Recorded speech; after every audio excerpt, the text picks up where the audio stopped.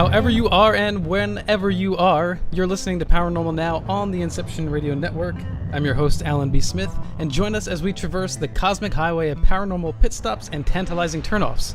I'm very excited, as I expect you would be too, to speak with our guests tonight, Kathleen Marden and Stanton Friedman, to discuss the Roswell UFO incident in just a few minutes. Now, if you're a regular listener to IRN, we have an IRN smartphone app where you can listen to the live stream from home, on the road, or from a greasy diner somewhere off a dusty road. The app also allows you to chat with other listeners, provides show lineups, and other information and tools. If you're just finding us, please like Paranormal Now on Facebook at Paranormal Now Radio, or on Instagram at Paranormal Now. A brief reminder, you can also listen to IRN's 24/7 stream using Lives 365, Stitcher Radio, Nobex Radio, TuneIn, iTunes Radio, Streama, Shoutcast, Winamp, WinMedia Player, QuickTime, and also on the IRN Roku channel. And if you have access to a computer or a smartphone, you can call from your landline or cell phone to listen to the free 24 hours, 7 days a week broadcast, which is 401-283-6700. Now, this is a podcast, as I say every week, so although we are broadcast on a regularly scheduled program every Saturday, we are not actually live, so please don't try to call in. And now for your paranormal words of wisdom. Hey guys, it's Eliana. So as a very young woman still just beginning to research this paranormal phenomena, my words of wisdom would be to start with inner knowledge.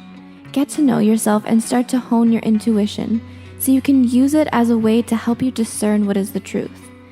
Because along your research, you'll find disinformation or unreliable sources.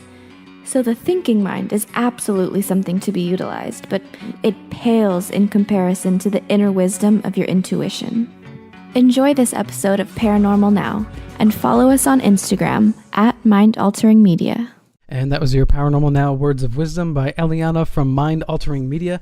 You can find out more about her on IG at Mind Altering Media, and her website is mindalteringmedia.com. My guests are, first, Kathleen Marden is a leading researcher of contact with non-human intelligence, an author and lecturer. Her educational background in the social sciences has shaped her interest in scientific ufology. Extensive research and investigation into alien abduction has convinced her that some abductions are real.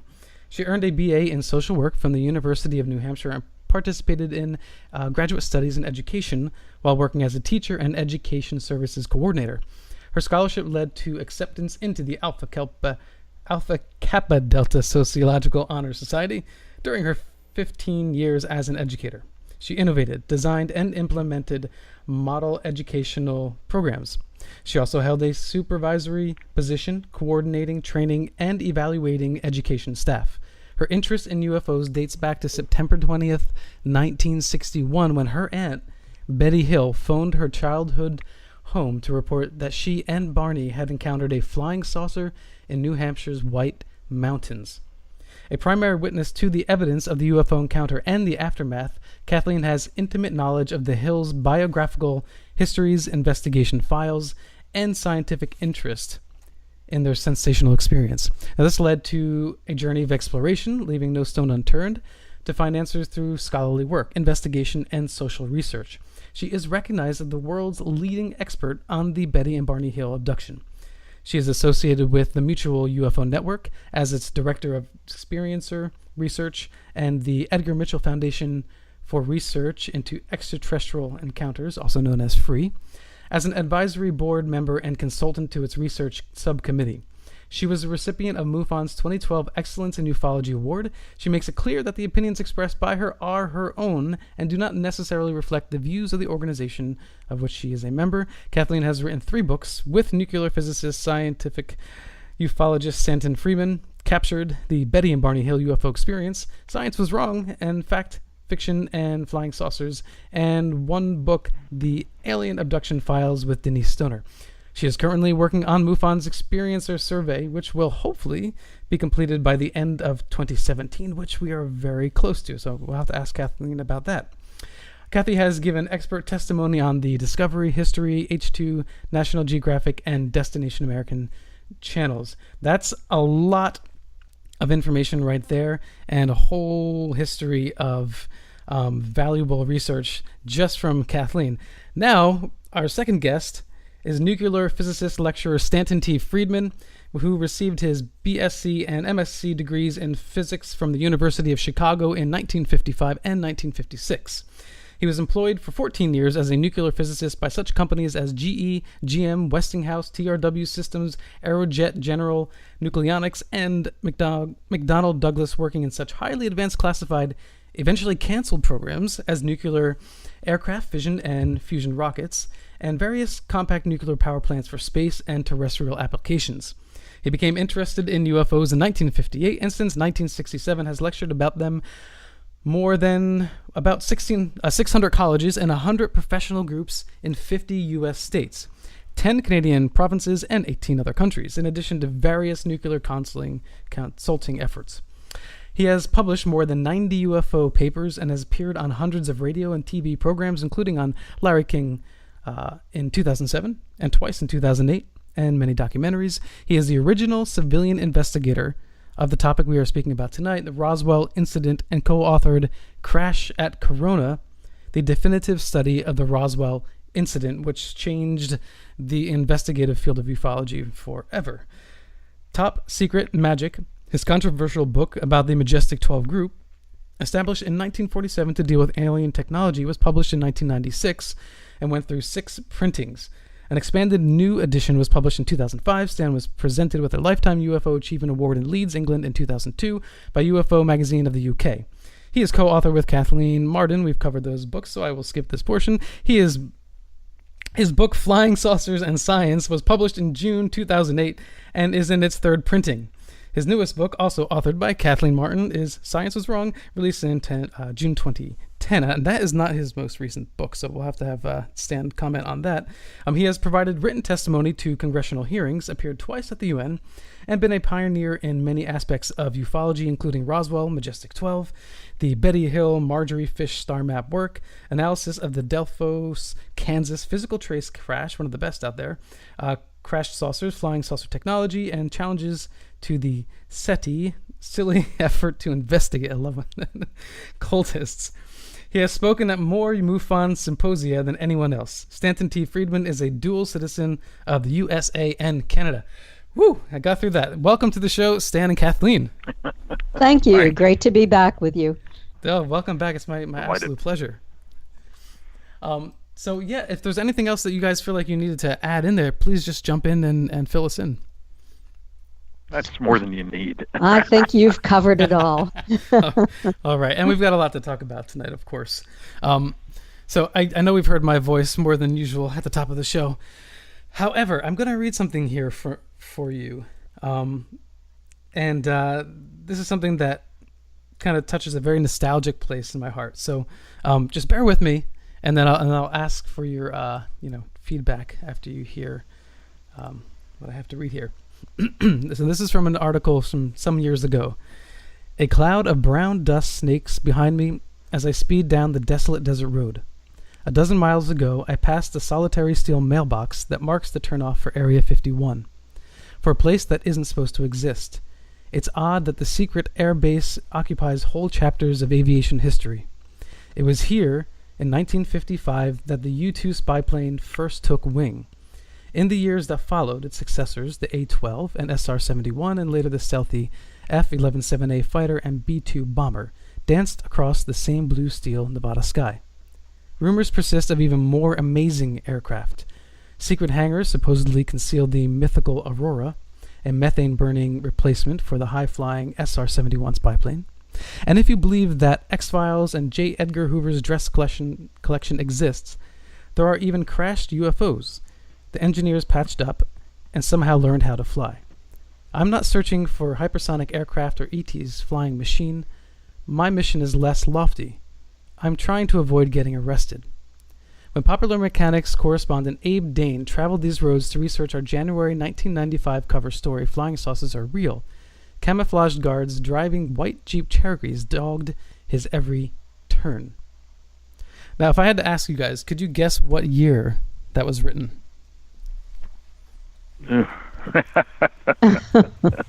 I don't know. No idea. Right, exactly. So that was 1995. So recently, my wife and I were moving, and as we were uncovering things, I found this old Popular Mechanics magazine that I had saved. So, and I read through it, and I thought, anyone could have written this today, and you would be telling the same story. So, I guess my question is, in the past couple of decades, how much more have we learned? Oh boy, that's a toughie. Are you saying about UFOs or about life in the universe? I would say more Area 51 oriented, since we're going to be talking about Corona and Roswell tonight. Well, okay.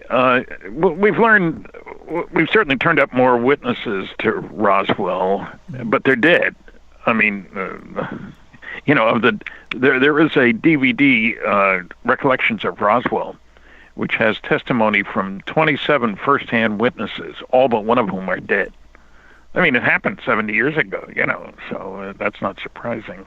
There have been some changes, though, that are significant. One is the attitude of the world.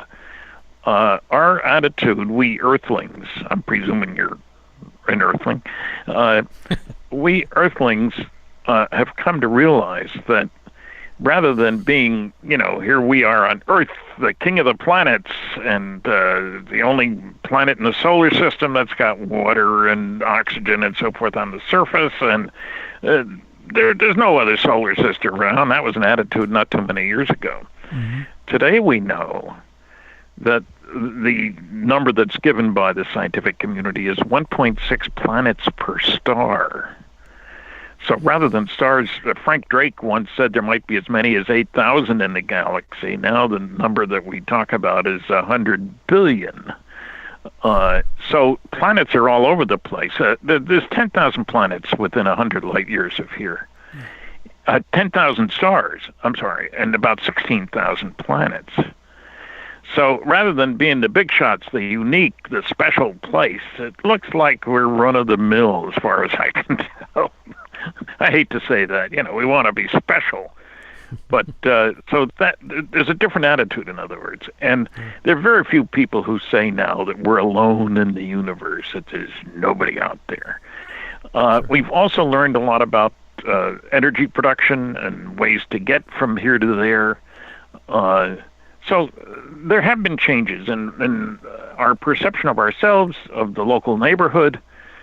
Now, we haven't learned a lot about more the classified activity that's been going on about this subject. Not much declassified as far as I can tell. Not in the last umpteen years. So that would be one area I'd like to see more work done on. Hey guys, fess up, give us the paperwork. But that would lead to, a push for people on the planet to think that we're all Earthlings and that there are aliens out there. And I guess there's some people who don't want us to think that way. Yeah, and I wonder, more specifically to the article too, as far as advanced technology, because last time we spoke, Stan, you spoke quite a bit about interstellar travel and the feasibility built into physics for that. And in this article, it talks about the Aurora, the B-2, the SR-71. Since then, have we heard of any other more advanced aircraft that really fascinates you that may have actually been? Not really. No? No, I don't think so. I'm not saying there aren't any out there in secret. Mm-hmm. But to your knowledge? But to my knowledge, there are no new super-duper, hyper-special, high-performance aircraft out there. And if there are, we're not talking about them. Whether that's to fool the Russians and the Chinese and others, I don't know who are working on their super-duper aircraft. I don't know. Yeah. But we have recognized that we're not the big shots in the neighborhood, which is probably a good thing. Although, it's interesting. Within the last 2 months, almost 2 months ago, there was a special issue of Scientific American devoted to life in the universe. And just within the past 2 weeks, Newsweek magazine had a special edition, 100 pages long, loaded with pictures, and it's called Life Beyond Earth, ? The mission to find the answer.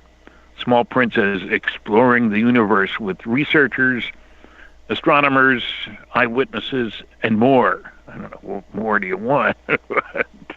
So that's 2 major magazines, and they both do mention UFOs, and not in a nasty, stupid sort of way. You know, they don't talk about those UFO nuts or anything like that.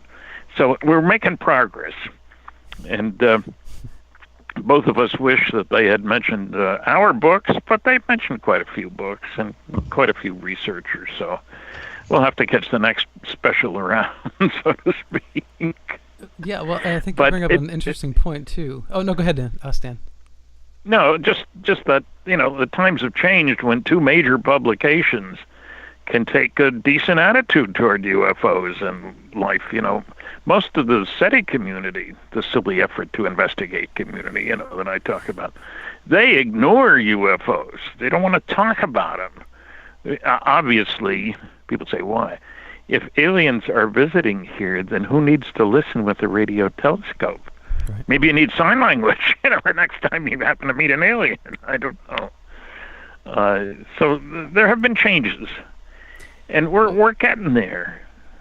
Yeah, and the interesting thing about the research into ufology is that there is a periphery of other fascinating topics that, you know, are associated directly to this study.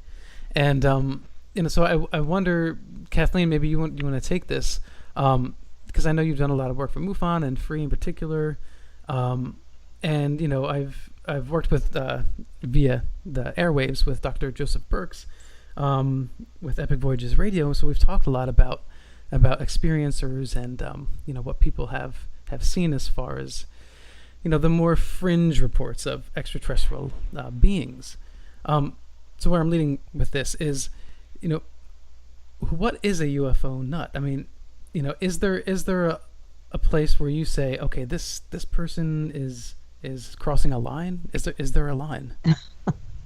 I believe that there is. And the reason I say that is that normally when I interview individuals, they tell me the facts. Mm-hmm. They might express their emotional reaction to the experience, but they don't play upon conspiracy theory very much.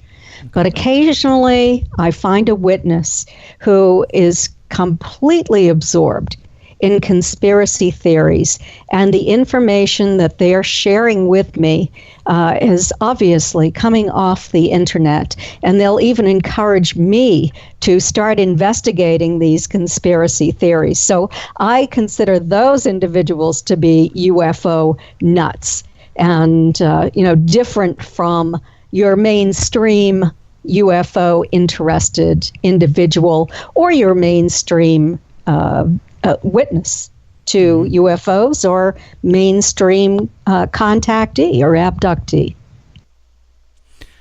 And Stanton, you know, did most of the work earlier on to show the world, like, hey, you know what? There is a way to prove that something's going on here without physical trace evidence, you know, or eyewitness reports. You know, it's in the documentation. The government has ostensibly admitted it. And, you know, that opened up a whole wide field of research that I don't think was, you know, really there before, other than some, you know, well-written books that just, you know, hadn't quite caught fire yet.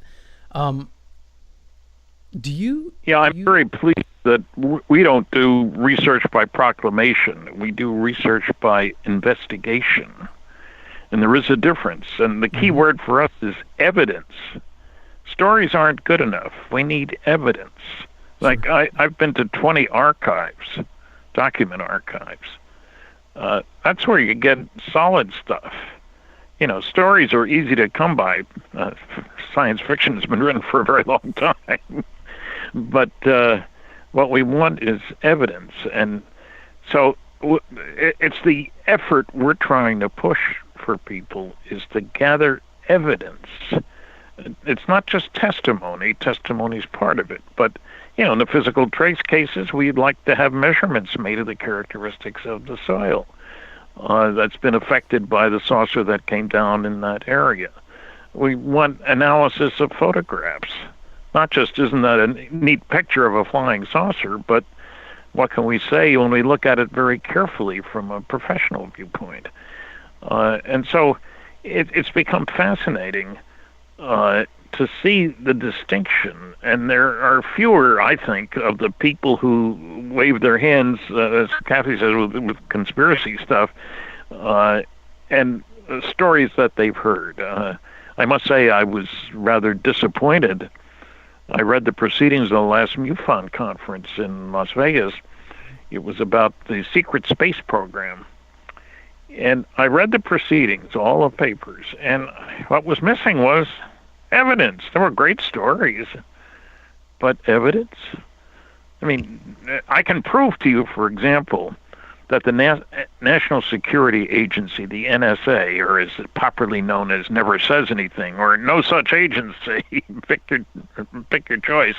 But we know that they released 156 pages of top secret Umbra UFO documents. And the only trouble was you could read one sentence per page. And yet I get people telling me, there is no secret material. There's no classified material left about UFOs. You can get anything these days. That's nonsense. I worked under security for 14 years. I will guarantee you that secrets can be kept. There's lots of stuff still classified. Let's face it, we went after the CIA, Citizens Against UFO Secrecy, for their UFO documents, and first they released a few, and then a listing, and then finally we got over 700 pages of secret or confidential CIA UFO documents, heavily redacted. And it took another several years before I could get them to release a bunch of top secret Umbra UFO documents. They're all blacked out. No cover-up? Well, I'll tell you, I don't know what's underneath that black ink, but scraping it won't do it. There's nothing there to see. Did you try? You get Xerox copies. Well, you get Xerox copies of the originals. They don't send you the originals. I've had people say, well, why don't you just scrape off the black and see what's underneath? Well, there ain't nothing underneath. Not on what we get. So there's a certain mythology about UFOs, which, people choose to believe what they choose to believe, regardless of the evidence. But there is enormous evidence that's led me, and I think Kathy, to believe that some UFOs are extraterrestrial spacecraft, that the government is putting forth a cosmic Watergate, that we're dealing with proof that the Earth is being visited by intelligently controlled extraterrestrial vehicles, and we're dealing with one of the biggest stories of the millennium. I don't say 2 millennia because then people start to argue about religion, and I don't want to get involved in that.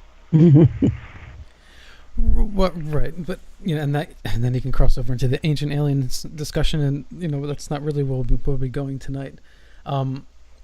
Kathleen, are you very familiar with the Roswell incident? I know it may not necessarily be your main area of focus, but what is your overall sense of what happened there? Was there an actual alien crash? I do believe there was, and I think that it's important to place what happened in Roswell within the time frame of what was going on in this country and with our Army Air Force at that time.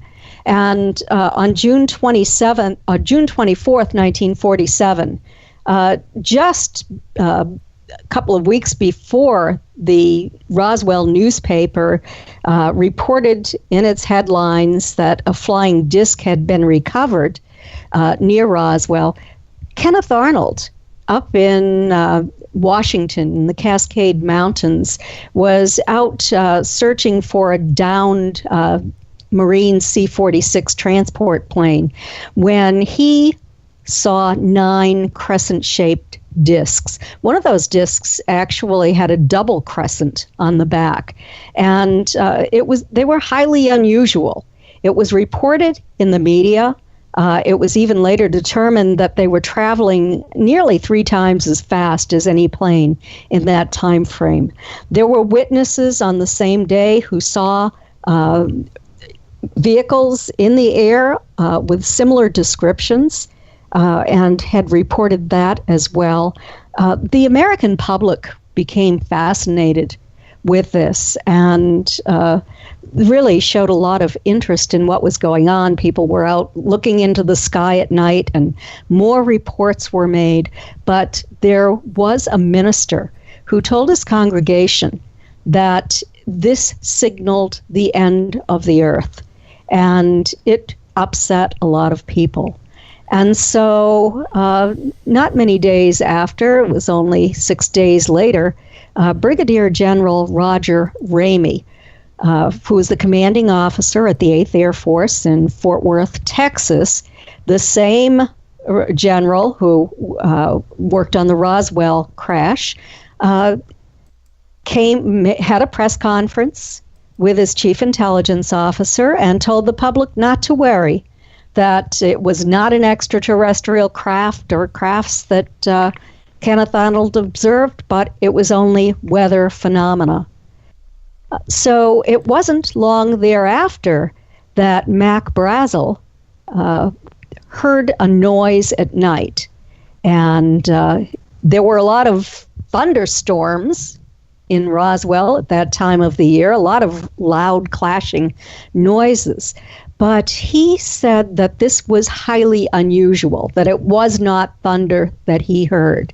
And so the next morning, he and a little boy who was one of his neighbor's sons went out on their horses to explore, to see what that was all about, see if he could find any evidence. And what he saw was a lot of evidence that something had fallen to the ground, and it was scattered over a wide area. There was a gouge in the soil, and there were fragments of this material that had highly unusual properties in an area about 3/4 of a mile long and several hundred feet wide. And he was having a problem because he was tending the sheep out there, and the sheep would not cross that area. So he had to move the sheep around that area. And then he went into a bar. It was called the Wade Bar in nearby Corona, New Mexico. And he had some pieces of that material with him. He had seen weather balloons before. He knew what they looked like. Mm-hmm. But this was highly unusual, had highly unusual properties. Okay, let's hold it right there. We're at the first break. And we're speaking about highly unusual things. This is Alan B. Smith on the Inception Radio Network. This is Paranormal Now, and we'll be right back.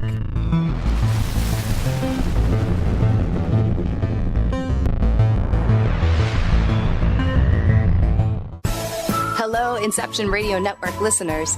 This is Amanda. Remember, you can take your Inception Radio shows on the go. Just download the Inception Radio Network app for your iPhone, iPad, or Android smartphones and access live shows, past shows, guest lineups, and much more. Just visit the iTunes Store or the Google Play Marketplace and download it today for free. You didn't forget what's coming up tonight, did you? Hi, Inception Radio Network listeners. This is Amanda. Never miss that interview you were looking forward to or the show on your favorite topic. Follow IRN on Twitter, I_R_N, and get reminders about the evening's live shows as well as fun and important updates throughout the week. That's I_R_N, and never miss a great show again. Welcome back to Paranormal Now. This is Alan B. Smith, your host, and tonight I am speaking with Stanton Friedman and Kathleen Marden, and taking us out of the break was Bulletproof by LaRue. If you're new to listening to Paranormal Now, you can always find me on Instagram. It's at Paranormal Now, or you can go to Facebook at Paranormal Now Radio. Stanton, what website can people find most of your books and works at? www.stantonfriedman.com. Very easy. And Friedman is Friedman. Some people want to reverse the I and the E, so you got to get it right. And for you, Kathleen? It's www.Kathleen with a K -Marden, MARDEN.com. All right, fantastic. So we left it off at finding debris that should have been easily identified if it were a weather balloon. But yes, weather balloons fell from the sky frequently in that area. So the people who lived in that area, and especially people like Mac Brazel, who was out working on a ranch, would come across downed weather balloons all the time. They worried about the one important thing to the ranchers was some of the cattle and especially the sheep tended to eat anything that was around, and the last thing they wanted was any of their animals eating foil-like material from weather balloons. Yes, it was paper backed too. Right, and I think you make a really good point there, because anybody who is into or is a farmer, a rancher, no matter what their education may be, they have to have a certain amount of keen perception in order to do what they do well. And knowing your environment and knowing the things that could hurt your animals, hurt your crops, things to avoid, I would think you might not get any keener eyes than the likes that we're speaking of here. Certainly more than the usual city guys. Oh, absolutely. I know people here that are afraid to leave the city, so the woods scare them. Okay, I'm sorry, Kathleen. So let's continue on with where you left off there. Yes. So somebody told him that if he could take that wreckage to the Air Force or the Army, actually, base in Roswell, that he would be able to collect a $3,000 reward. So on July 6th, he drove that 75 miles from his place to Roswell, and he got in touch with Jesse Marcel, who was the base intelligence officer, and met with him and showed him the wreckage that he had. And then later that day, he and Jesse Marcel, and also a man by the name of Cavett, who was also a counterintelligence officer at the base, made the trip back to the ranch. And Jesse Marcel was driving his vehicle. Officer Cavett was in an Army vehicle, and Jesse Marcel was in his vehicle, I believe. I'm not positive. Not Jesse Marcel.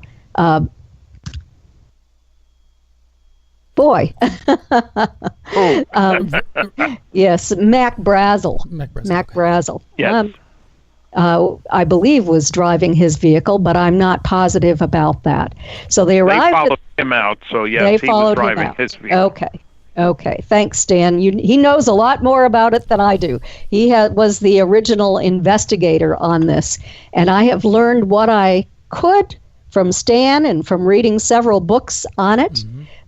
And I have written a little bit about it as well in some of our books, but I am by no means an expert.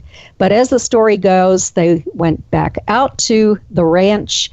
The two Army men spent the night in a little shack or house building at the ranch, and then the next day they went out to the area where the debris was. They collected some of this debris. Jesse Marcel filled up his vehicle with it, and he drove it back by his house before he went to the base.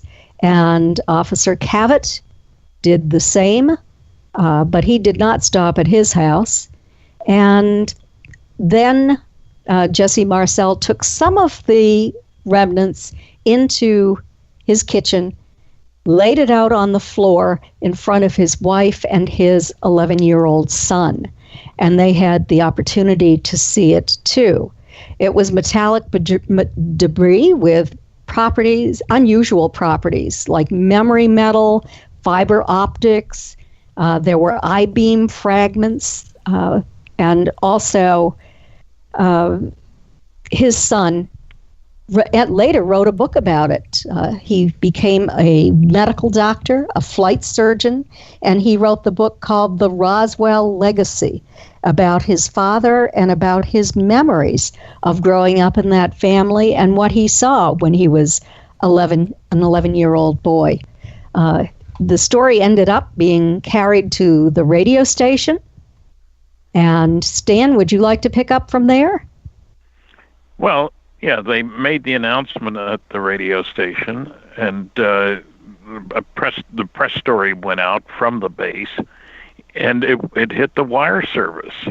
It went from Roswell to Albuquerque, and then Albuquerque had access to the news wire, and it went all over the country. Probably as much as anything else because of Kenneth Arnold's sighting 2 weeks before. There were hundreds of sightings in that intervening time frame. Yeah.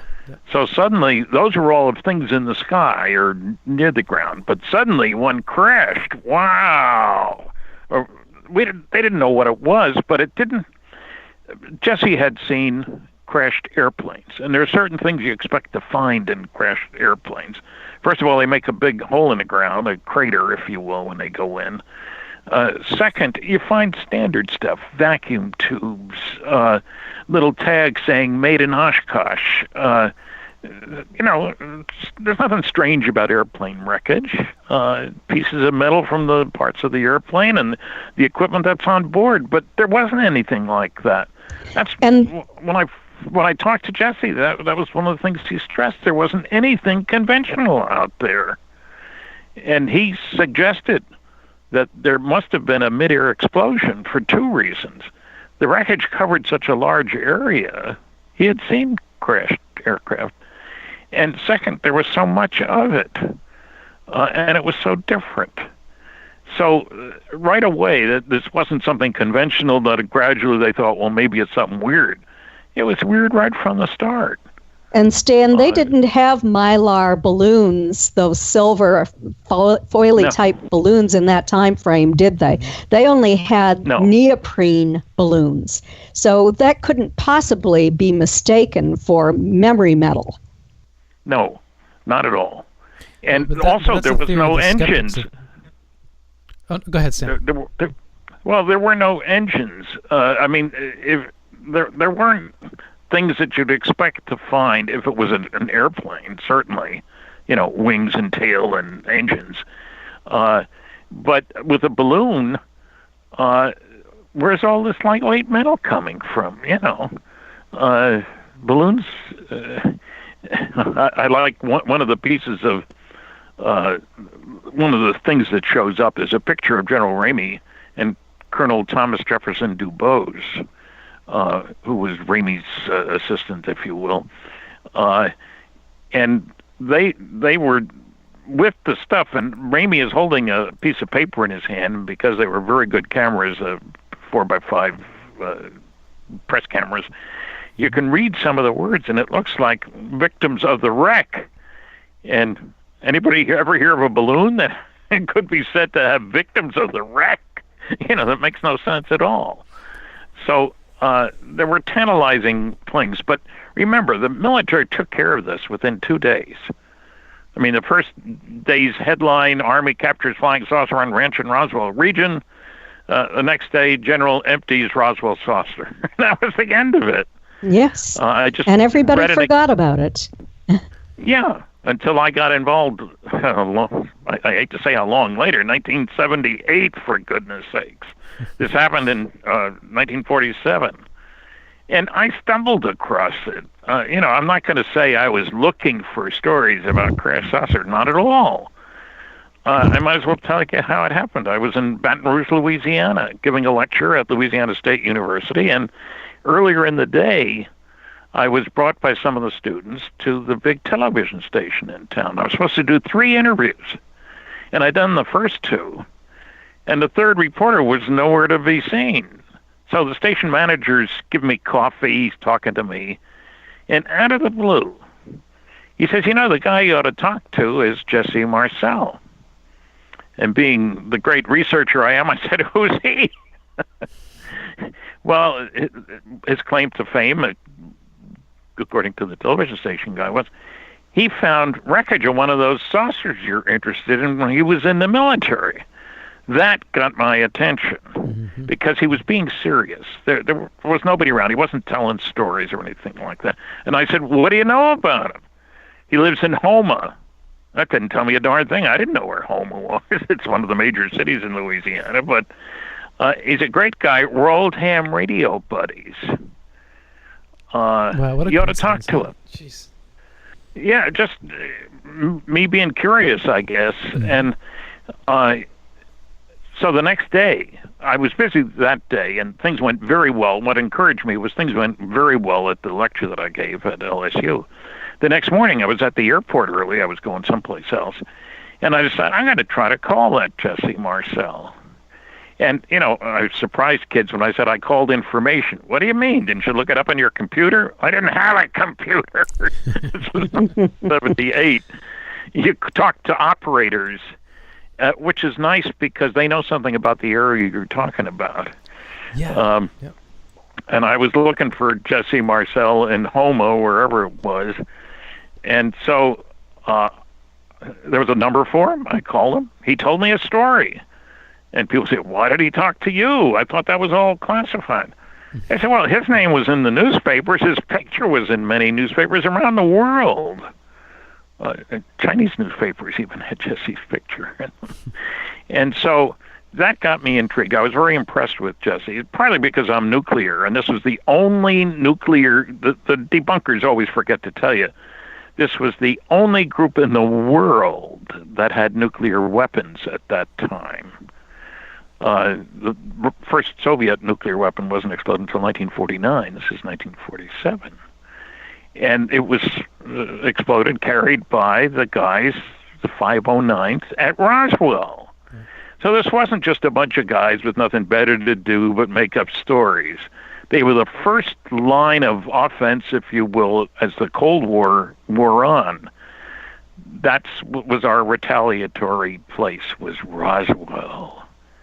The only atomic bombing group in the world. They dropped the bombs in Hiroshima and Nagasaki, and 2 more in Operation Crossroads. So it's very important to realize we're not talking about dinks with nothing better to do. They had their fingers on the button, as they like to say today. And so I really got hooked by Jesse and his story, and I shared the story with Bill Moore, a researcher with whom I had worked before. Within the next year, we found 62 people connected with Roswell. Mm-hmm. And of course, today, none of the original, well, all but one original witness is left. There were a lot of them, but it's 70 years later. Yeah, so we had to make hay while the sun shined. It's amazing. And I was speaking to Kevin D. Randall in the last podcast, and we had mentioned the same thing about using telephones, because I grew up through the 80s and 90s, so I remember when you actually could speak to an operator. And sometimes that was actually more efficient than trying to use the internet, because it was a more trusting time. So you could call an area and an operator would say, oh, that's Joe so-and-so down the street. And, you could get information that way. So it was sometimes more efficient. Yeah. Well, it worked, and it kept me busy. And the next year after that, incidentally, after those first 62, we found 30 more witnesses, people who were at the base at the time and so forth. And remember, Roswell Army Airfield, which later became Walker Air Force Base, was a major installation. There were thousands of people who worked there. They had big bombers ready to deliver atomic bombs. Everybody had a security clearance. It's a very special place. Now, I should say something about Roswell. It's in the middle of nowhere. And that's important because that was one of the reasons it was there, is that there weren't a lot of people around. Remember, New Mexico was where the first atomic bomb was exploded at Trinity site. Mm-hmm. You certainly don't want people nearby then. New Mexico was the place where White Sands Missile Range was firing missiles all over the place. Again, you don't want to have a lot of people around. And you want to be able to keep your eyes open for Russian spies as well. So Roswell is 200 miles from Amarillo, 200 miles from Albuquerque, 200 miles from El Paso. If you're there, it's because you want to be there. And I must say, and we were there at the annual celebration, the Roswell Festival. This past year, over 204,000 people visited the International UFO Museum and Research Center in Roswell. The population of the city is about 50,000. So, you know, it's the major tourist attraction in the whole state. Sure. And what was the population, do you recall, in 1947? 25,000. That's quite the increase, it happened. Plus tourism. And that's when the base was open back then. It's no longer open. So it was, it was closed in the military. mid-60s. Well, it was closed for an interesting reason. New Mexico didn't vote for Lyndon Johnson in 1964. So he closed the base and moved it to, of all places, Texas. Can you believe that? Here you got this great airfield. Are you saying that was a political move, Stan? Oh, it was totally a political move. Wow, but who was more political than Lyndon Johnson? They had done, it was a great place to have an air base. The German pilots used to come over and fly there too. There are no mountains close by. Mm-hmm. It's at high altitude, at 3,500 feet, the clear skies. And they've got a 13,000-foot runway there, which is very large, believe me. But Lyndon closed it and built new ones in Texas. It's a funny part of the story, really. He was punishing New Mexico for not voting for him, but that was Lyndon's way. But,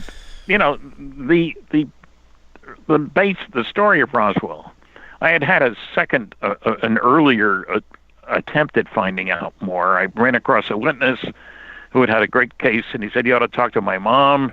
So I did. Her name was Lydia Sleppy. She was based in Albuquerque, and she did have a good sighting, and she's the first one who told me about, there was a story from their radio affiliate. She worked at a radio station in Albuquerque, their Roswell affiliate.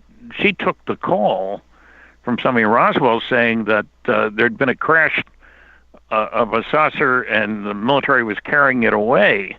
Mm-hmm. And when she started to put that out on the wire, it was interrupted, supposedly, and the FBI said, discontinue this story. And she asked the guy down in Roswell, what should I do? Discontinue it. Stop it. When the government spoke, you listened back then. Yeah, I mean, and I guess maybe that explains part of the psychology of not following up on this, because it really is a wonder, because how many times has a newspaper legitimately put on the headline, a UFO crash? I would say since then, maybe never, unless it's, tabloid. Well, there are a few others. There was a crash in Aztec, New Mexico. There's one in... Did that make headlines as well? Did it make headline news? I don't think so. Well, there were stories, but they didn't go around the country the way the Roswell story did. Well, they put the kibosh on that very quickly. Yeah, well, and I understand how they've become more efficient since then, but because it was a little bit sloppy in those earlier days, why weren't there people just gnawing at the bit and biting at the bit, just trying, like, wait a minute, how did they backtrack on the story, and where are the bulldog investigators then? Well, until I got involved, Roswell was mentioned, I think, twice in UFO literature between 47 and 78. It just wasn't. There was one guy did a study of the sightings of 1947 UFO sightings and did a whole report on it for NICAP. And there's one paragraph on Roswell, and it dismisses it as a hoax. That was it. So why would anybody else look for it, And besides, who wants to go to Roswell? It's out in the middle of nowhere. Oh, I love going to Roswell. I love New Mexico. That's one of our favorite little vacation getaway. Well, I like it too. I grew up in New Jersey. Of course, I'd like New Mexico. Well, me too. And I'm speaking from New Jersey right now, so I feel you. But yeah, that wide open space, the sunsets, and sunrises, it's so grounding. At least for me, coming from the Northeast here and living in New York and New Jersey. I'll tell you, one time going into Albuquerque, the pilot on the plane said, I'm sorry, folks, the visibility is only 100 miles today. You can't see 10 miles in Jersey. Right. Yeah. Kathleen, for yourself, when did you find out about the Roswell incident and garner your own interest in it? I found out about Roswell when I was a fan of Stanton Friedman and was attending MUFON symposiums. And Stanton spoke at the MUFON symposium about the Roswell crash and his investigation and showed some of his evidence. And I was immediately enthralled with the idea of this crash that actually happened and was covered up by the government. And one of my favorite stories is what happened when Jesse Marcel took this evidence into General Ramey's office at the 8th Air Force office in Fort Worth. And he said that what he did is he laid the samples that he had taken with him out on Ramey's desk. And then he was taken up to the map room and asked to point out the location of where the debris was found. And that when he returned to Ramey's office, the debris was missing and it had been replaced by a fallen weather balloon. And then the photographers came in and took photographs of this weather balloon that was obviously a weather balloon. And that is what they used in the newspaper articles as part of the cover-up. It was pretty insulting to Jesse Marcel to say that a man who had such a high position, lieutenant in the Army Air Force. Major, that's correct. And who was responsible for these nuclear weapons, was not able to identify a common weather balloon. That was, I can't imagine what he must have gone through having to keep his mouth closed. He was ordered. And to follow orders. And to look like an idiot. Just look like an idiot, which he definitely was not. But for the higher cause, right? Yes, for the higher cause. Mm-hmm. And oftentimes skeptics will use Occam's razor as an argument. There are two explanations for something. The simpler one is usually the better one. And if I could extrapolate that a little bit further, it seems to me, following this over the past 20-something years, that principle actually works better for the work, Stan, that you've done and other ufologists, because the skeptics are trying so hard to come up with an alternative explanation. I mean, they're really reaching often and, contradicting themselves. Remember, rule number one for debunkers is don't bother me with the facts. My mind's made up. Something that the skeptics tend to do is they tend to use the cover story, the disinformation that is given to the public, as the real story. So, for example, Mac Brazel changed his story between the time he went in and made his first report and then made a second report after he had been detained by the Army for a period of 3 or 4 days. And so they would use that second report, which was he was told that he needed to say, rather than the original truthful report of what happened.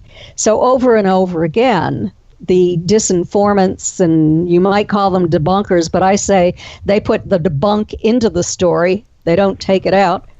And so they tend to do that sort of thing. They will quote the disinformation that has been put out about any case.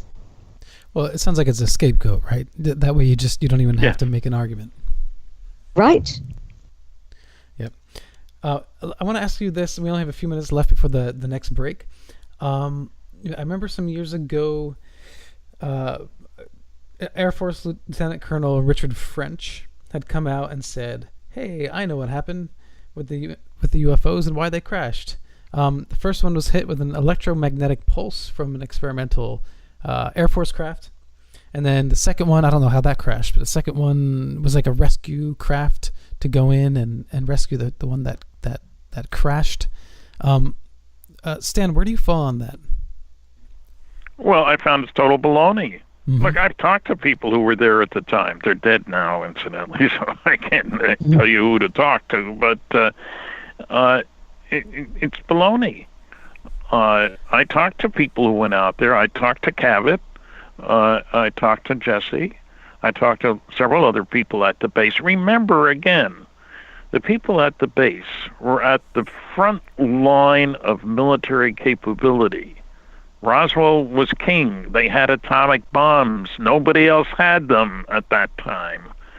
So they were very concerned about not only keeping their bombs safe, so to speak, mm-hmm.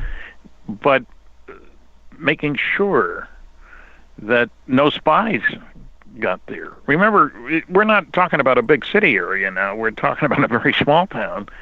And they had to be very clear that there were no Russian spies getting through. All right. We're coming up on the second break, Stan, if you can hold it right there. This is Alan B. Smith, host for Paranormal Now on the Inception Radio Network, and we will be right back after this quick break, so hang in there.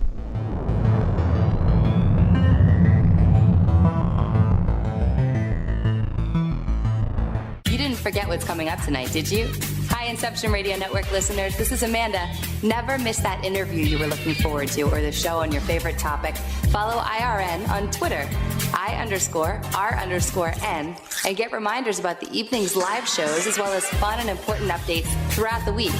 That's I_R_N, and never miss a great show again. Hello, Inception Radio Network listeners. This is Amanda. Remember, you can take your Inception Radio shows on the go. Just download the Inception Radio Network app for your iPhone, iPad, or Android smartphones and access live shows, past shows, guest lineups, and much more. Just visit the iTunes Store or the Google Play Marketplace and download it today for free. Welcome back to Paranormal Now. This is Alan B. Smith on the Inception Radio Network, and my guests tonight are Stanton Friedman and Kathleen Marden. This is a fascinating conversation. I'm absolutely loving this, and I'm sure you are too, and will continue to do so over the next hour here. And taking us out of the break was White Flag by Dido. It's one of my favorite songs. I don't know, it just puts me in a nice contemplative, reflective state of mind. Which leads me into something that actually Stanton had brought up between the break. He wanted to, discuss about what the significance of the Roswell UFO crash was or is. And so, Stan, what's your take on that? Well, the big thing is that we suddenly had proof. This wasn't the first sighting. Kenneth Arnold's, made noises, and we found out there were lots of sightings. Mm-hmm. But when you've got wreckage and bodies, you suddenly realize that you're confronted with something of enormous significance. These guys weren't from around here. The vehicle certainly wasn't. We didn't know what they wanted. They're near our nuclear weapons. This is scary. What does this mean for mankind? So they had to be extremely careful about what information they let out. Because there were some people who knew darn well, that there may be horrible stuff in store for us, this is the first mission of a bunch of bad guys, if you will. And we have attracted the attention of somebody else from out there. And this was a nuclear group. The nuclear groups realize that if you want to get to the stars, nuclear is the way to go. Some people think about chemical rockets, and it's pretty darn hard with a chemical rocket to get to the stars. But I worked on fission and fusion propulsion systems, a study of fusion, back in 1962. And certainly in 47, the atomic bombing group, the 509th at Roswell, was well aware of the enormous change in the amount of energy you have available when you go from chemical to nuclear.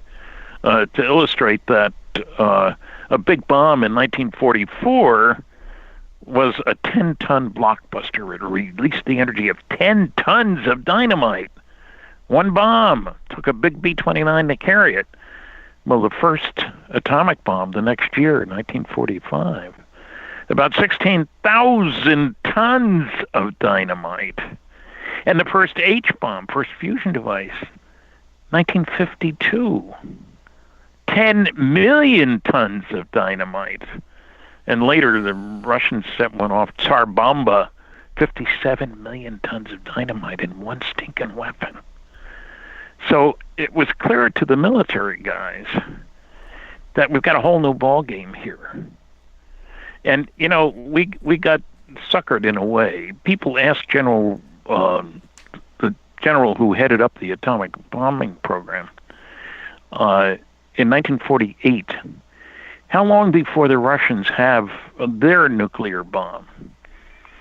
And he hemmed and hawed and said, well, they didn't have the industrial development that we had. They'd been damaged by the war, which we hadn't been, and so forth. He said it should take them at least 8 years. And besides, they don't have a means for transporting it. The first atomic bomb from the Russians was the next year, 1949. And they had taken one of our B-29s, which we had left there, damaged. And they built a whole bunch of them, like Chinese copies, if you will. Amazing, yeah.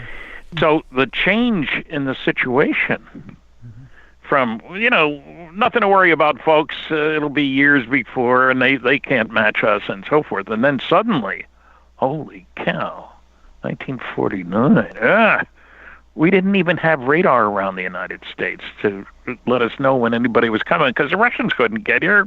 What was the problem?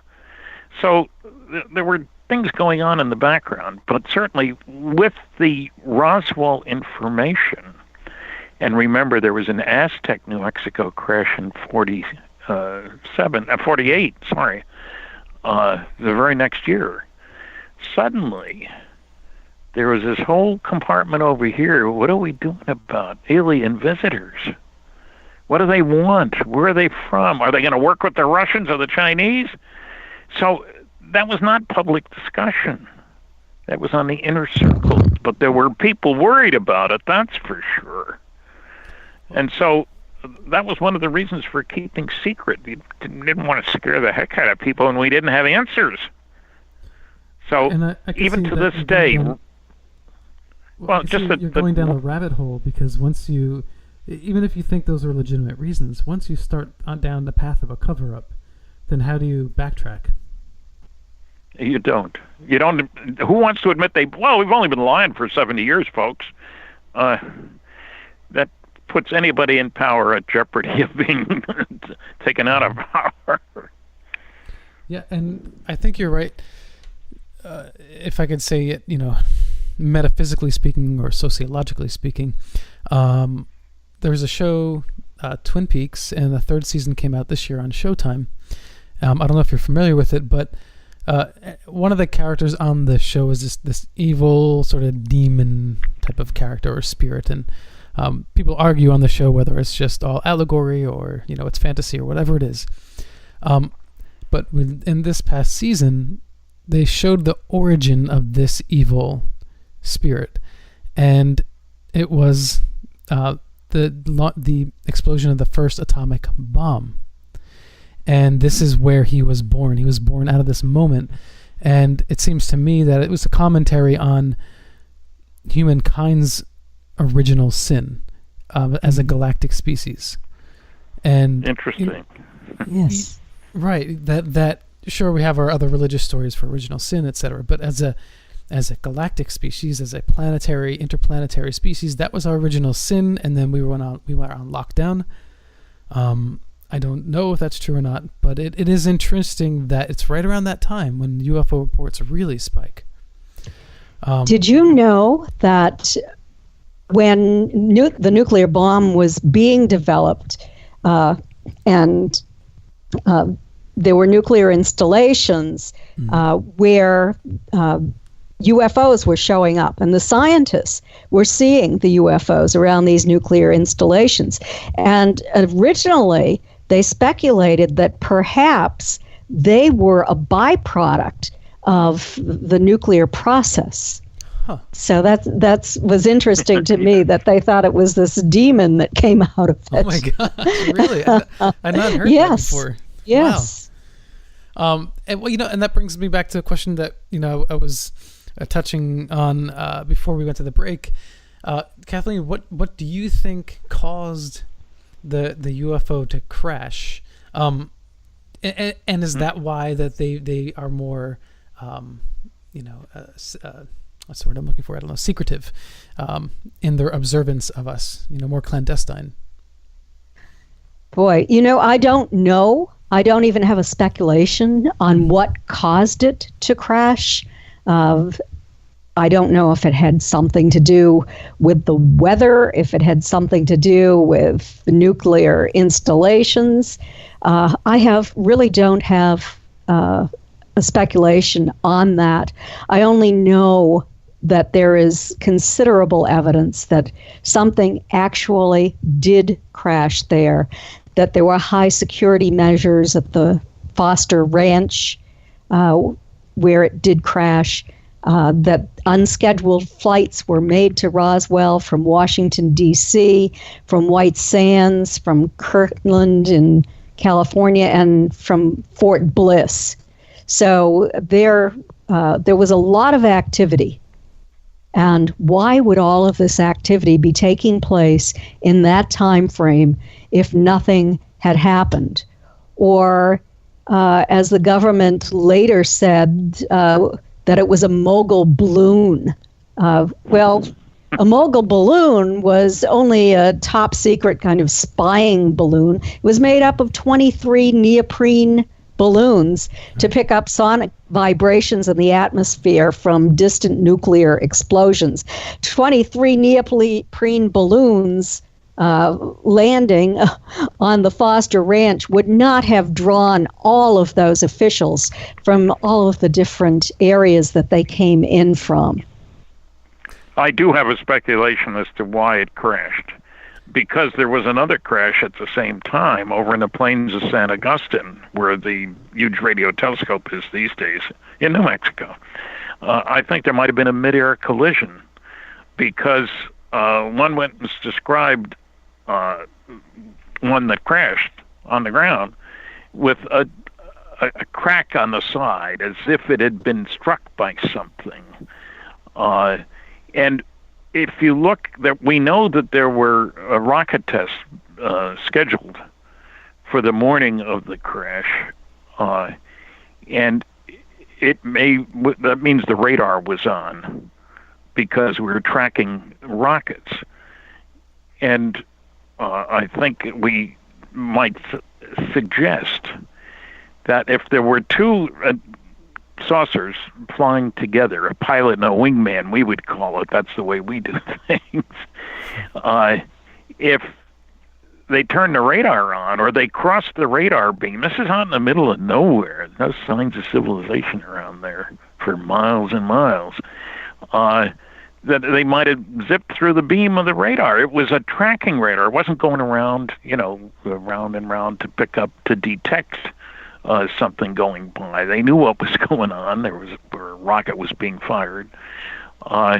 If they ran into the radar beam, it might have discombobulated, affected the guidance system, the propulsion system. All it would take would be a momentary glitch, and whammo, one hits the other. Well, and I asked an Air Force general, if you have a mid-air collision, is the damage usually the same to the two aircraft? And he said no. Usually one makes it and one doesn't. So if we have an explosion, and Jesse Marcel in our first conversation said he thought there had to be a mid-air explosion because there was no crater and because the wreckage was spread out over such a wide area. So if you have a mid-air explosion there and the other one going the other way over the plains of San Agustin and being picked up, that might explain it. I'm not guaranteeing that, but it seems reasonable under the circumstances there. Well, one explanation. Well, we're talking about, something that seems magical. It seems otherworldly, that it can, come and go from distant star systems. It can perform anti-gravity feats that are seemingly unimaginable. And yet, if they are able to do all these things, then they are relying on physics, and physics are real. And and I'm a physicist, and I don't see anything unreal about this. Look, one of my things that I live by is that technological progress comes from doing things differently in an unpredictable way. I mean, look at our own history. Magellan took 3 years to go around the world. 3 years. His ship did. He didn't make it. Now, the space station goes around 90 minutes. But it isn't a fast sailing boat. It's entirely different, So we shouldn't be surprised. Look at a slide rule. I used a slide rule when I started working in industry. It doesn't compare with the computer that's on my desk. No comparison whatsoever. Progress comes from doing things differently. So if somebody got started a little bit before we did, what's a million years on their technological development, we would expect them to be able to do things that we can't do. There's no surprise there.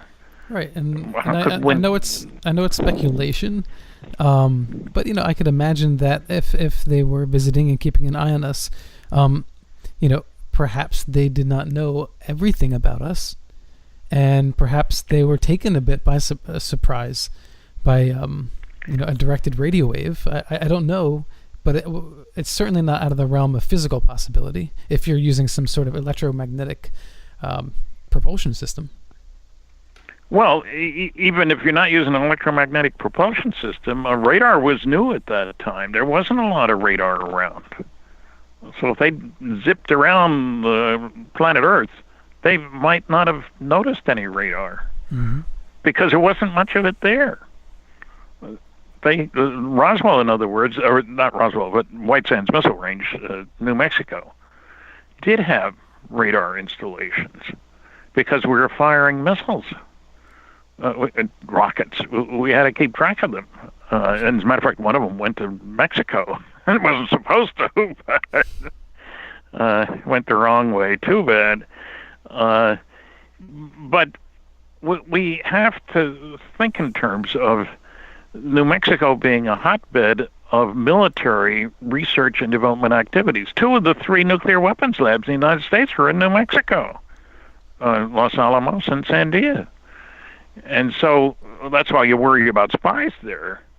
But it also means that it's a place where you can test far out stuff because there aren't many people around. New Mexico is the 5th least densely populated states of all 50. It ranks 5th of population density. Not much in the way of people.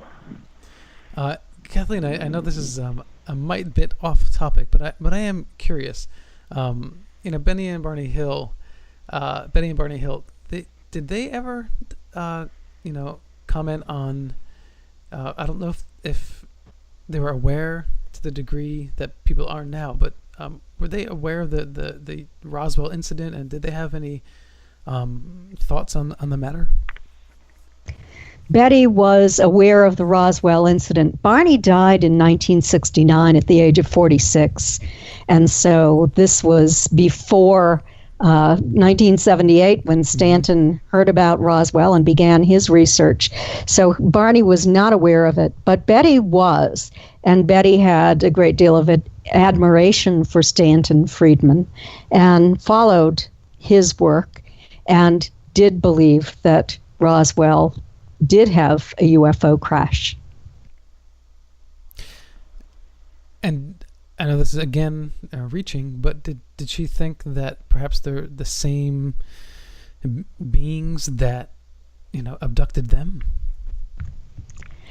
Well, she thought that they might have been, but the original sketches that were done were a little bit different. She didn't remember like any little cups on the ends of the fingers, such as were drawn by the alleged nurse who had examined the bodies and had drawn sketches for Glenn Dennis from the funeral home, the Ballard Funeral Home. So they seemed a little bit different, but they also had similar characteristics. So I think that she believed they were probably from the same family of non-human entities. Kathleen and Stan, do you both believe that there was one UFO crash in Roswell, New Mexico? Well, I think there was one in Corona and one in the plains of San Augustine. Right. Mm-hmm. Yeah, correct. Yes. I think there were two, in other words. And then there was another one in Aztec. There's an excellent book, The Aztec Incident, by Scott and Suzanne Ramsey. Aztec is up in the northwest corner of New Mexico, near the Four Corners area. Mm-hmm. And that was just the next year, but they did a bang-up job on the research. They found witnesses and paperwork and all kinds of goodies. So, where there's one, there's more. And that's why I mentioned the mid-air collision, is that two went down at the same time. So that's one possibility. Especially after the general told me that usually the damage isn't symmetric. That is, one makes it and one doesn't. Well, that describes Roswell. It went over that way.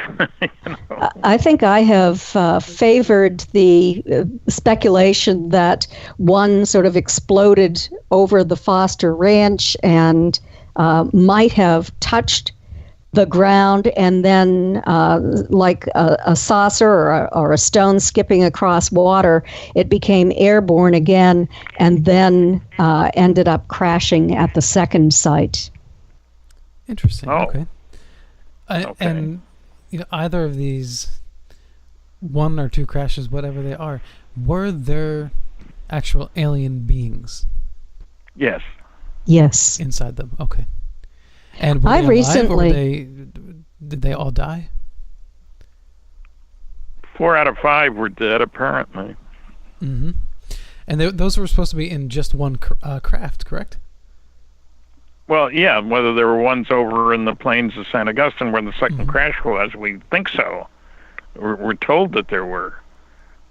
But because I heard about them, the bodies out lecturing again, and somebody said, "Did you ever hear anything about a crash saucer in New Mexico?" And I said, "Well, yes, I have. Tell me more." And he told me about his friend Barney Barnett over in the plains of San Augustine.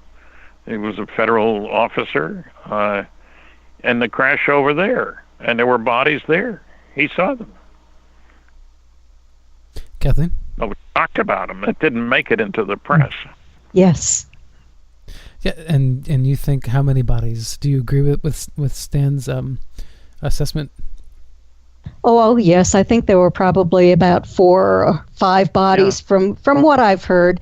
And I recently talked to a woman who told me that her grandmother-in-law had worked at the Pentagon and was called to White Sands after the crash and went into a hangar there and saw these small, emaciated white bodies in the hangar. And she said that initially they were trying to identify what they actually were because they had never seen anything like that before. I said to her, I want to talk to your grandmother-in-law. And she said, unfortunately, she had passed away. So that's just another story. I've heard many of people who claim to have been eyewitnesses to not only the crash, but the bodies. Stan? I should stress that people who had security clearances and so forth at that time took their security oaths very seriously because they knew the penalty for speaking out of turn was very severe. It could be death. It could be life imprisonment, loss of all future benefits, and veterans worry about that sort of thing. People took security very seriously back then. And they knew about the Russian spies during the war. And so it wasn't an unrealistic thought that somebody's trying to figure out what we're doing here if we're at the peak of technological advancement. So people today, average Joe Blow, may not think much about security. But back then, believe me, they did think a great deal about security and keeping your mouth shut. Well, with both of you, the amount of research that you've done, you've certainly covered your share of the spook world. And I do wonder, in that time period, because of World War II, were we far more refined in our abilities in international spying and less refined in our abilities to keep our own secrets from ourselves? Was there a little bit more of a trust factor between fellow U.S. citizens and do you get where I'm going? I don't think so. Okay. I think it was loose lips sink ships. I remember that from World War II. Mm-hmm. There was great stress on keeping you couldn't talk about where your relatives were who were overseas. Mm-hmm. That they didn't want the Germans to know about troop movements, for example. And they were very, one of the things about when they dropped the first atomic bomb, they wanted to make sure nobody knew where they were going to drop it because they were fearful that the Japanese would move American prisoners of war to that city. Go ahead, if they found out which city would be targeted. So, no, I think, and everybody, much more so then than now, everybody had a family relative who was in the military and who would read them the riot act about can't talk about this, can't talk about that.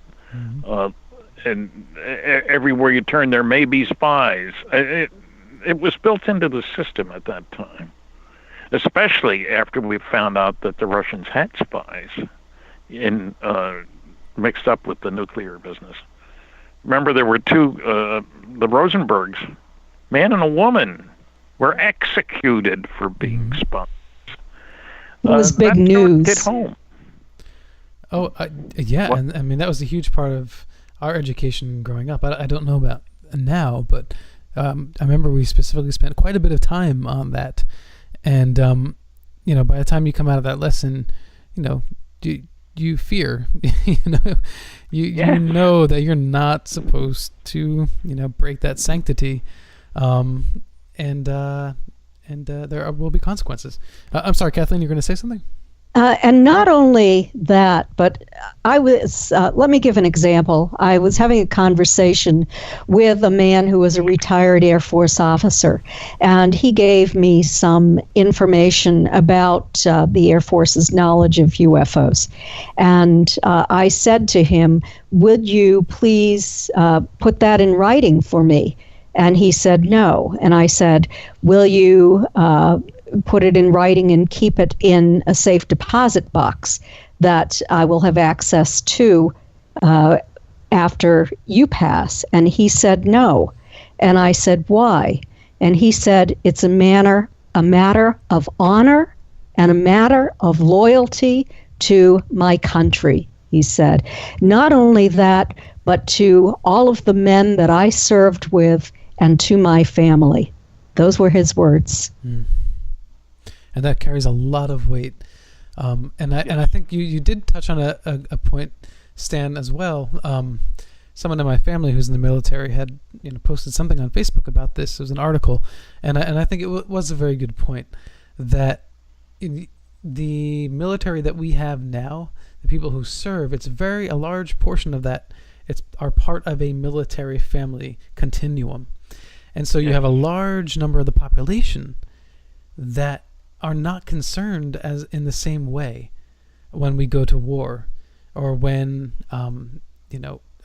we hear about someone spilling secrets. The gravity of that does not weigh on you as much when your father or your brother, or your sister-in-law are involved in combat and action and service to the country. So I do wonder, how much of a clamp can they keep down on this until we get another Snowden who blows it open, or is it impossible? We'll pick it up when we get back after this last break. This is Alan B. Smith on the Inception Radio Network. I'm talking with Stanton Friedman and Kathleen Marden. Hang in there. We'll be right back. And welcome back to Paranormal Now. This is Alan B. Smith, your host tonight. I have two amazing guests. This conversation has been fascinating, and we've gone down so many paths along the way, starting with Roswell, New Mexico. But again, like we've covered these subjects so many times, it's not just a linear story with any of these topics. There are so many overlapping factors that play a part in, what ostensibly was a cover-up of a UFO crash, and I had, left us, off in the last segment with the thought of our citizens not taking seriously the sanctity of an oath, and being in service to the country because they don't have a direct emotional experience to those who have to put their lives on the line in service of the country. And what are the consequences of that? Do we get more Edward Snowdens? Kathleen, what do you think? Boy, let's defer to Stanton Friedman. Oh, okay. That's because I'm older and I was around during World War II. Now, I think that what you say is true. That is, that there are a much smaller segment of the population that's aware of the necessity of keeping secrets and the loose lips sink ships kind of attitude, and also about Russian spies, other spies. I think that in our everyday life, most of us don't have to worry about this. And we aren't spending the huge amounts of money on developing new classified technology, which leads to keeping secrets, all over the place. So I think that we pay much less attention to it now. But I think the government is very concerned, because they know that there are Russian spies and Chinese spies, and they know that if our enemies get a hold of the technology we've developed, they may be ahead of us if they have what they have and what we have. Mm-hmm. So it's very important from a serious viewpoint about national security that we not let information out about the newest, the latest, the best developments.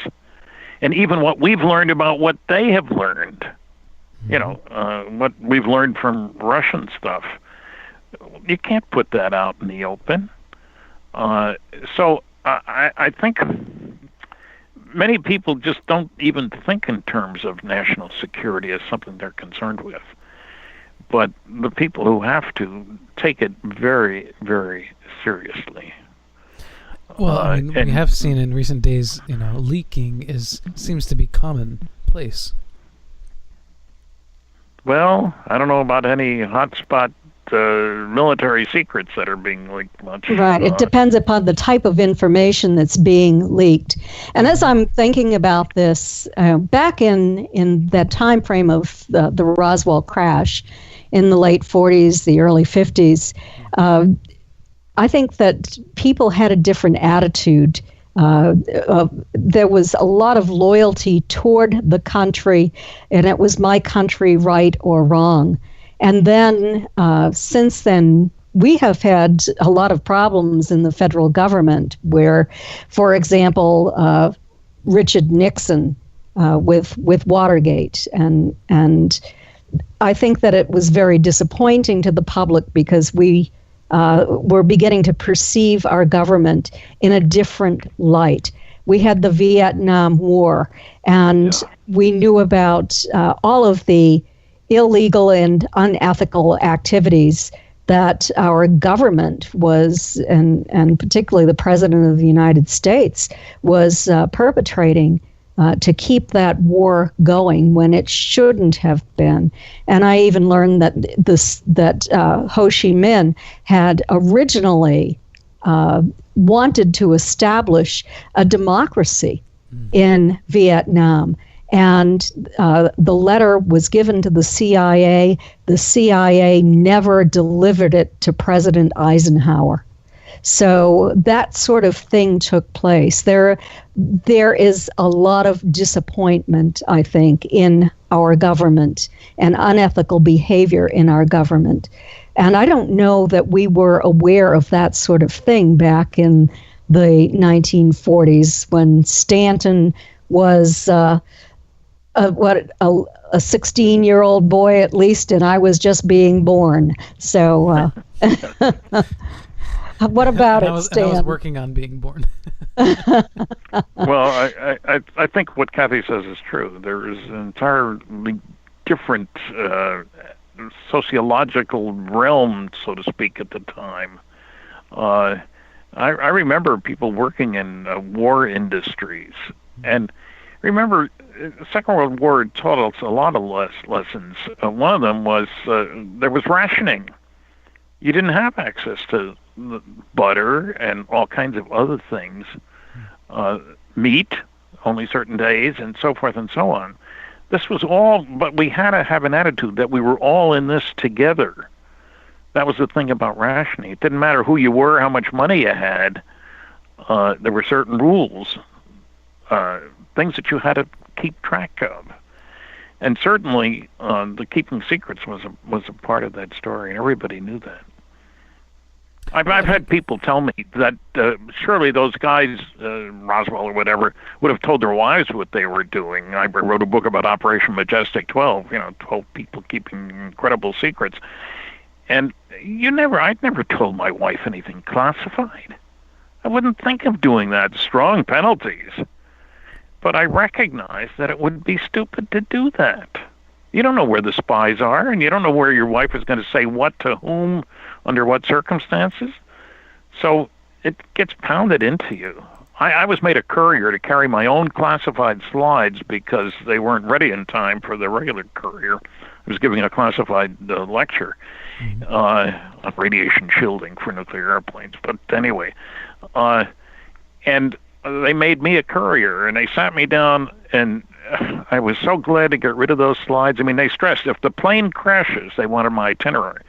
If the plane crashes, we don't care about you, but we want to recover this classified material, so we need your detailed itinerary. And the stuff doesn't go in the trunk of your car, the slides. No, they got to be with you on your person. And I was so glad to get rid of that stuff because they really make it sound like somebody's paying attention and you better do the job properly or you're in deep trouble. Mm-hmm.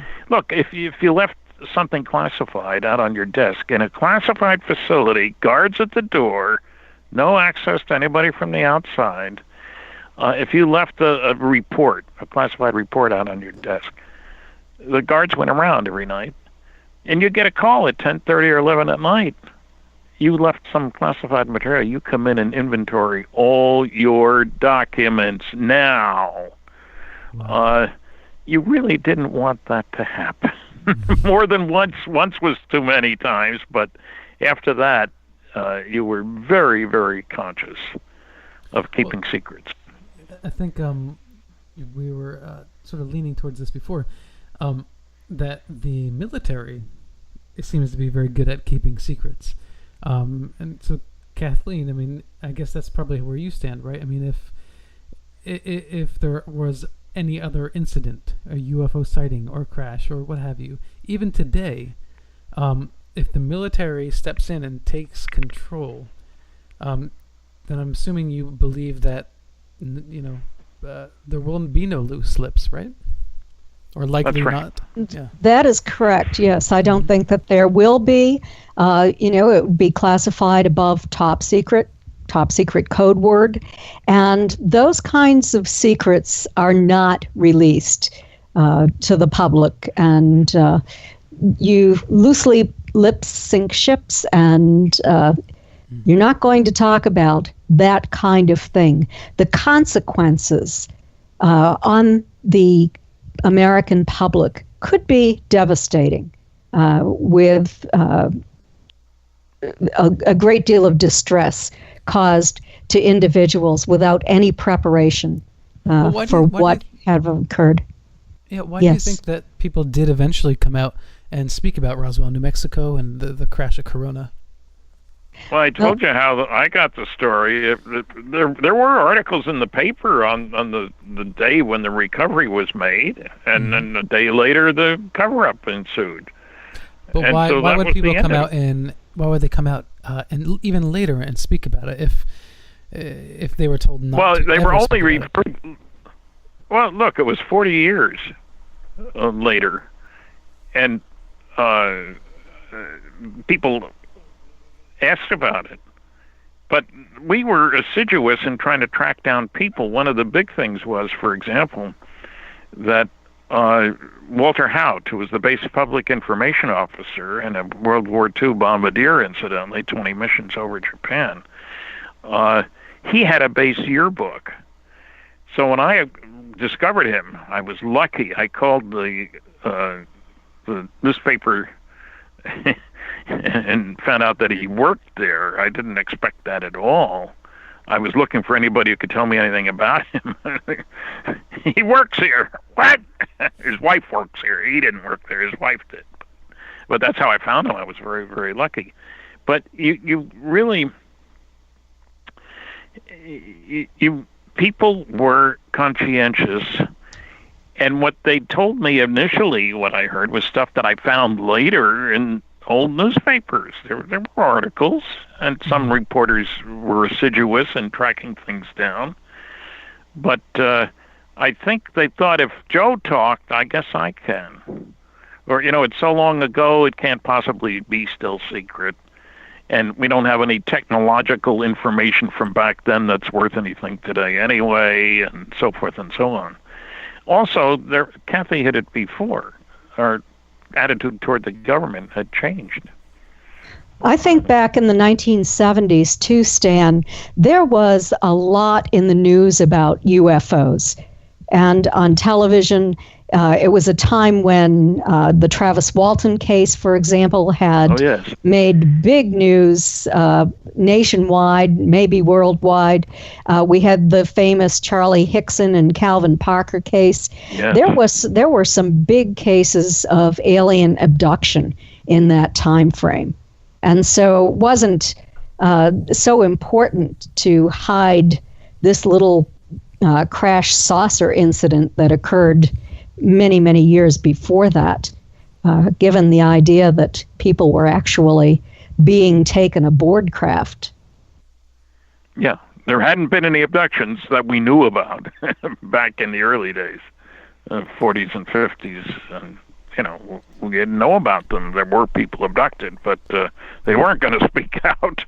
Fear of ridicule was the thing.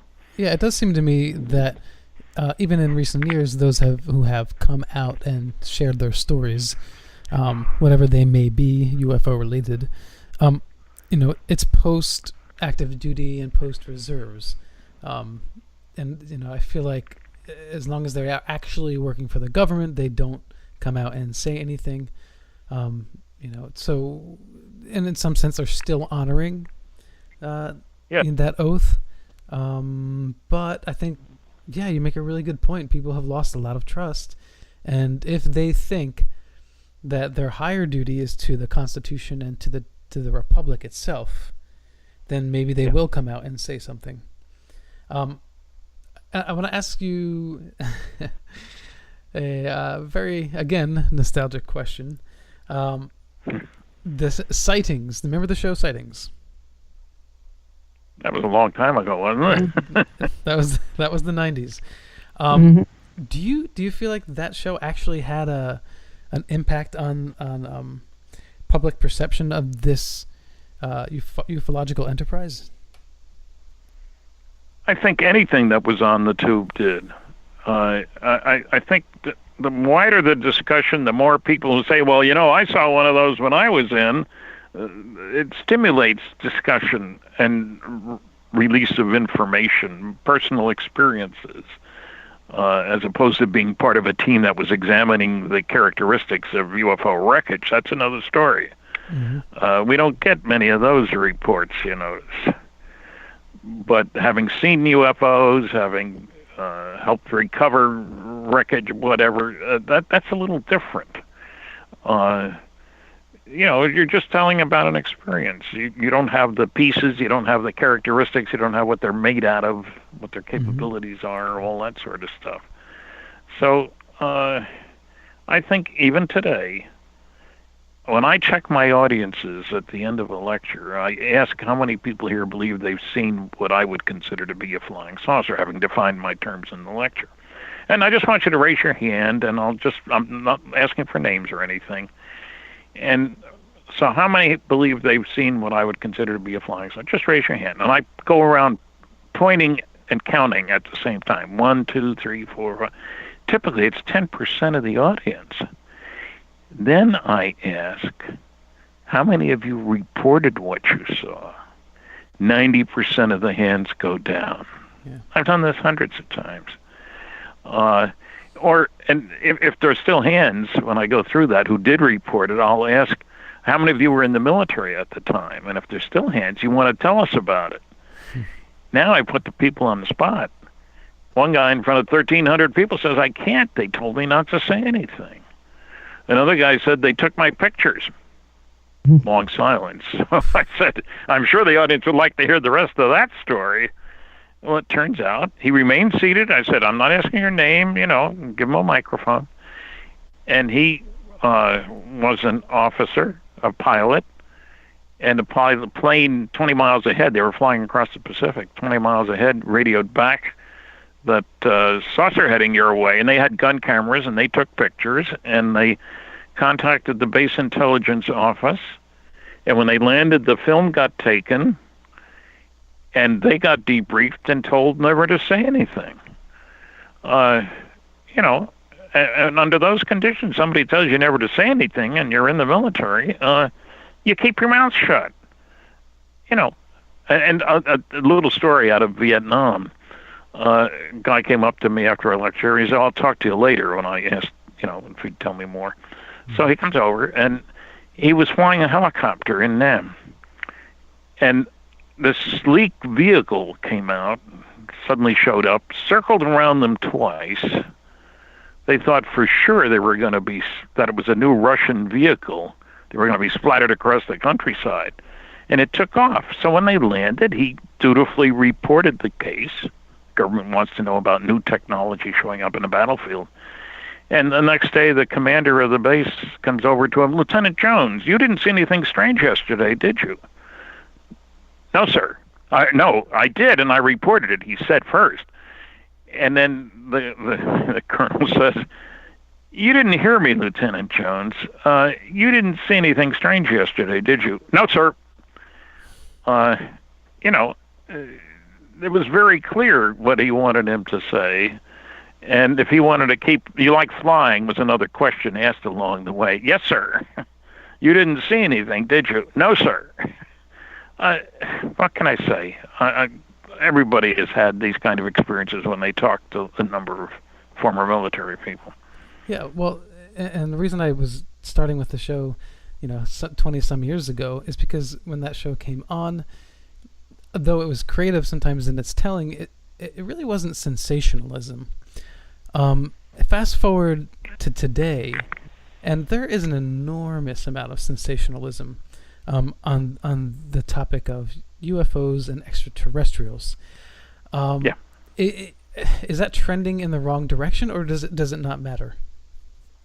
Well, I don't think it matters, because I think the percentage of people who think that there is other life out there is very high today, and it wasn't 50 years ago. There were many people who thought we were the only ones around. To me, further thought, well, just that further thought that if there was anybody out there, they can't get here anyway. So, no problem. To me, the decision is based upon how accurate the reports are. Mm-hmm. If it is fiction being presented as fact for the purpose of sensationalizing a story, then I'm very much opposed to that. But if it is presented as something that is extraordinary and did actually occur, and it's being presented accurately, then I think that that's a very good thing. And the television media is the one media where you're going to reach the largest number of people. There will be millions of people viewing it. Right in front of me, I have the UFO Investigator's Handbook, the practical guide to researching, identifying, and documenting unexpected sightings by Craig Glenday, forward by Stanton Friedman. This book is from '99, and I wonder if you both have ever considered creating your own version of a UFO Investigator's Handbook, because I know there are a lot of people out there that do want to investigate. And my suspicion is, assuming that people are doing the right thing and they're grounded in data and proper research and approach, that the more people we have investigating, the better for ufology. And so, would you guys ever consider doing a book together, to help bring up another generation of investigators? Well, we've done 3 books together. Yes, and I really think that we should leave that to the Mutual UFO Network. They have a very, very good training program for field investigators. They have a very well-written field investigators manual, which is a handbook. And in fact, I wrote part of that manual. And I think that is the best place for anyone to go to if they want to learn to become a good field investigator. And that's what I did way back in 1991 when I wanted to investigate the Hill case myself, is to become a MUFON field investigator and undergo that training. It was very well worth it. And that's what I would recommend to anybody. Okay, yeah, and I guess they can just go to MUFON.com and then search the site somewhere for that. Yes. They go to my website, they get MUFON's address. Is MUFON's address on your website, Kathleen? I believe that it is. Yeah, because I know mine is. So go to the guys who've been spending a lot of time formatting and arranging things. We can't do it all. And you've done an enormous amount, which is astounding in its own right. And I just imagine if we had tenfold as many, how far along may we be? Pretty far. Yes. And, if we could get more media people getting involved. Mm-hmm. Incidentally, there's something that's happened very recently. Popular Science put out a whole issue, not Popular Science, the Scientific American, much higher level, put out a whole issue on looking for extraterrestrial life. And Newsweek magazine, a special edition, I just got it a week ago, all about life in the universe. It's 100 pages long, and it talks about UFOs in a serious way. And so I'm encouraged by that. I mean, Scientific American and Newsweek are 2 very respectable publications, and they were not, laughing about the subject at all. No, and that's great. That's exactly what we need. To bring us back to the original topic of Roswell, so the craft that was recovered, what happened to that? Where did that go? Well, we think the wreckage went to several places. One would be Wright-Patterson Air Force Base, because that's where the Foreign Technology Division of the Air Force was. I was there many times. I had a contract with them looking at foreign technology, Russian, not alien. But while I was there, I visited Project Blue Book and so forth. I'm sure some of it went to Los Alamos. They had a biology section there. They were very concerned about the effects of radiation on people. So if you're used to handling people, bodies, that's the place you send them. And so there has been plenty of opportunity for very competent people to get heavily involved in ufology on the inside instead of from the outside, the way we are. And some of them will talk, maybe, if we can convince enough of them that the people are entitled to know. And, I'm very curious about two major publications doing whole issues within a month period. That's, who else is going to pick up on that? When's the next one coming out? And I'll bet they sold well too. So that's always an encouragement to a magazine to put out something. Yeah, I'm not dismissing it at all, but I think you're right. Every once in a while, I do see mainstream does put something out because I think it sells papers. It attracts viewers on occasion.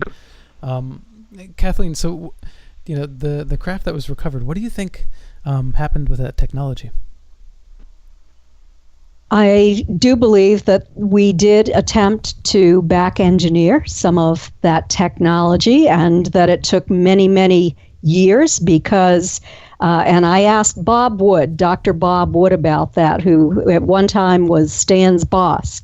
And what he told me is that you have to be fairly close in terms of development to the point where that craft was, if you're going to be able to back engineer it. So maybe we were close to the development of, for example, night vision goggles, and that might have been something that came from that craft. There are other things such as fiber optics that perhaps might have been developed as a result of that. And I'm speculating here. I don't have evidence well, that leads me to that. I can give you one example. I was reading I used to do a weekly science commentary about new developments, read a lot of scientific literature, and there was one about the development of new and better permanent magnets, neodymium iron boron. And it mentioned in the article about these new ones that the original work on samarium cobalt, which were the leading permanent magnets way back in the 40s, that the work was done at Wright-Patterson Air Force Base. And so I think, as it turns out, the pieces would have been sent to labs, and you'd figure out what the heck is this stuff, and somebody would have said, well, I don't know where this is coming from or what it relates to, but it's samarium and cobalt. Why would you put those two together? And, well, that's not your problem. We'll go to somebody else. And you measure the properties. And the guy comes back and said, I got the highest magnetic field from any material I've ever tested. Make a great permanent magnet. Okay, then you go to somebody else. How do you put together samarium and cobalt so that they make a sensible material? Well, when I was reading this article, the original work was done at Wright-Patterson Air Force Base. That's where the wreckage would have been brought. So I think there's a slight example of where you grab a ball and run with it. Here's something different. Let's see what we can do. Oh, we can make that. Now, you can't go into your local Five and Dime and buy samarium and cobalt, but at least appropriate people would have been able to follow up on that. And I think, so you can call that back engineering if you want, but look, during World War II, if a German airplane crashed in England, we looked at the wreckage to see what we could learn about the materials that were used, stuff like that, if it hadn't been all destroyed by an explosion or something. It's standard practice. If an English plane crashed in Germany, let's look at the pieces. What are they doing that we aren't doing? This has been standard practice for a very long time. Make better spears, because we got the enemy one. Look what they did. So there's nothing surprising about that. And there are people who specialize in back engineering. So, Kathleen, you do believe then that there was a UFO recovered and that there were alien beings recovered. And Stanton, you agree, correct? Yes. And this all originated from Roswell, New Mexico, the Corona crash. Yeah, that was the earliest one, I think. And then came Aztec, and then came a place in Pennsylvania, and then came one in the northern part of, Washington State. There have been several crashes. But let's face it, it's perfectly clear if you can grab a hold of an advanced piece of technology, then maybe you can learn something that we don't yet know. Yeah, but that doesn't mean you can build another one. It doesn't mean you can build another. Look, you give the smartest people on the planet a digital wristwatch, $25 watch today, back in 1934. They'd have known it was a watch, keeps time. They could see there's a battery there if you look carefully. Exactly. Could they have duplicated the watch? No chance. Or even the chip? Not at all. We didn't have the capability of doing it then. Yeah. That's a good point. So somebody can give you great stuff. Mm-hmm. What? That was a good point. Even if you knew what it was, you could recognize what its use is. It does not mean that you can grapple with its advanced technologies. That's it for the show. This went by so fast. Thank you so much, Stanton and Kathleen, for joining me. I really do appreciate it. Oh, thanks for having us. Yes. Yeah, absolutely. Great. So if you want to find out more about Stanton, go to stantonfriedman.com. That's spelled Fried, stantonfriedman.com. And Kathleen Marden is Kathleen-Marden.com. If you love ufology, then you have to check out all of their many books that they've worked on. Between the two of them, we have all a great deal to be thankful for. I know I am. And I'm also grateful to be part of this podcast on the Inception Radio Network. And that's it. Thank you again. This is Alan B. Smith. I want to thank Joe Champion, Bob Tarmac, and MJ Lucas. And until the next time, live in the mystery. Be well, everyone. Thanks much. Thank you. Good night.